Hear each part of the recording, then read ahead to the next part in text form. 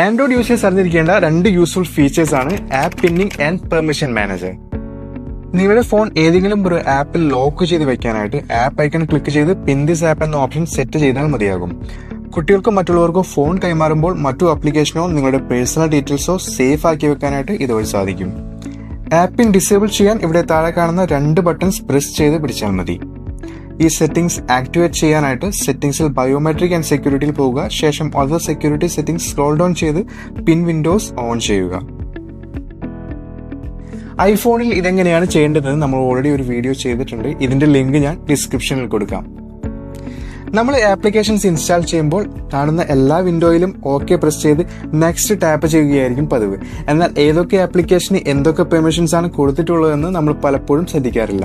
എന്നാൽ ഇങ്ങനെയുള്ള എല്ലാ പെർമിഷൻസും ഇൻസ്പെക്ട് ചെയ്യാൻ വേണ്ടി കഴിയുന്ന ഒരു ഓപ്ഷനാണ് പെർമിഷൻ മാനേജർ. സെറ്റിംഗ്സിൽ പ്രൈവസി ക്ലിക്ക് ചെയ്താൽ നിങ്ങൾക്ക് ഈ ഓപ്ഷൻ കാണാൻ കഴിയും.